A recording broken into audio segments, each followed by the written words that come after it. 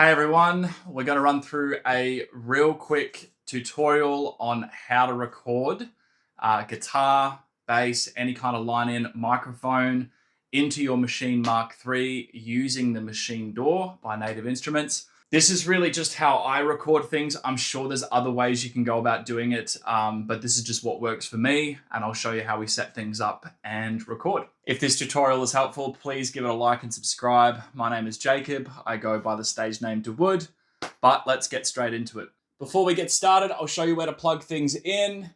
You'll see there is a mic in just here. We plug things into the mic in. Don't worry about line in 1 or 2. We're just going to plug things into here, and you'll see a knob next to it is your mic gain. So if things are coming in too softly, we're going to turn this one up. And if things are coming in too loud and clipping, we're going to turn this one down, okay? But plug everything that you're recording into the mic in. So this is just for like recording stuff. And obviously you can only really do one instrument at a time. So got a fresh project open, okay? When you go into the sampler, you'll see that the audio is picking up from the mic in because the source is the EXT stereo, external stereo in 1 and 2, or in L and R input, right? Now, the monitor, if we switch that on, it's going to allow us to hear what's going on without effects. It's basically the dry line, okay? But if you're like me and I'm recording stuff and I want to hear how it's sounding as I'm recording, I'm going to show you basically the way I do everything. So I'm actually going to set up a recording, like we're just going to make this like our recording sound.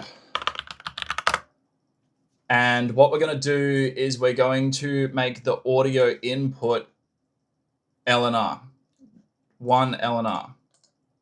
Okay, so now anything going through that line is going to come out through the speakers, okay? And we're not actually going to record anything on that sound. We're going to go and record things from sound 2 down to 16. So each one of my takes, I can record in this, or I can record multiple takes in each sound and then pick the best take from that sound. So say we want to record a take. Okay, we're going to select the length of the sample that we're creating. Okay, so we're in the sampler view now. Okay, and we can. I usually select free because then I can I don't have to be worried about how long it's going for, or depending on what you're actually using this for. Hit start before you start recording. Okay. Hello, hello, hello, hello, hello, hello. Now you'll see we've now just created our little sample here, okay? Hello, hello, hello, hello, hello, hello. All right, so that's the sample that we just recorded. So what if we want to have like an effects chain? Okay, so we're going to create a separate group, and we're just going to call this one effects. This one might be our microphone. And in here, we're going to make this one our mic effects. Now, let's just we'll just slap on, you know, a little compressor, and we can chuck on some reverb just so we can hear something happening here. And we'll just go into like a museum or something. I'm going to go back to this microphone, and for the group, on the output, see how it's sending to the master? Now, because we've put some effects here, we can ascend it to the effect chain.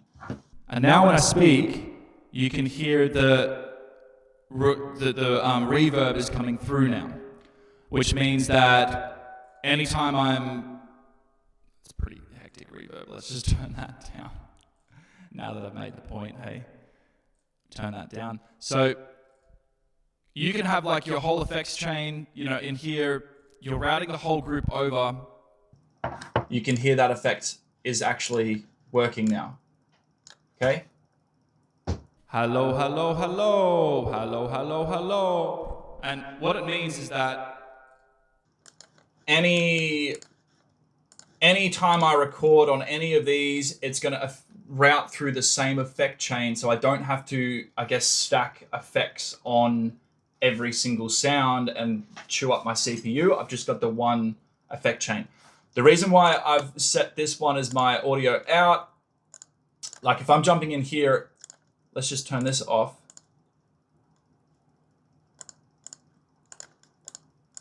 Okay, so that's none. It means that I can't hear what's going on. And yeah, you can click monitor, but what that's doing is it's not actually going to give you the sound with the effect. So if you want to just hear what's going on without the effects, then that's when you're going to use this monitor button. Does that make sense? So, and you can keep an eye on the gain here, because if I turn the gain up, I'll turn the gain down, you can see how much it's not really getting past that 30 to 40 decibels. Whereas if I can bring this up, now I might run the risk of clipping if I'm really, really loud, but it seems to be all right. Honestly, that's pretty much it. So, you know, you can record multiple takes. I can go back and do the same thing, hit start recording. Now I'm recording. Hello, hello, hello, hello, hello, hello. And now I've got my two separate takes in here.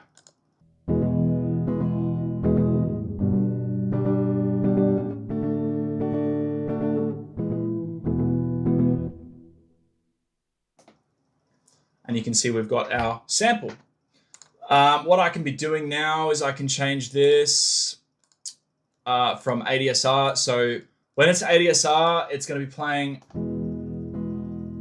while I've got that selected. And you'll notice that it'll stop when this is not on. Whereas I could also change that to a one shot, and now it doesn't matter how long that's on for. It's going to play the whole sample. Okay, or I could change this to audio, and now we have ourselves, a loop. And this is just going to keep looping whatever I've got recorded there. Okay, and it's going to bring that in time. So if the timing's out, if it's 4 bars, it will keep the 4 bars, but loop that in the time of whatever your DAW is. So if I change this, you'll notice how these haven't changed, no matter my tempo. Okay.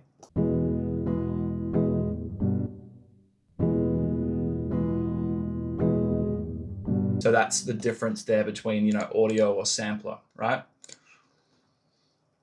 Hopefully that helps. And yeah, like I said,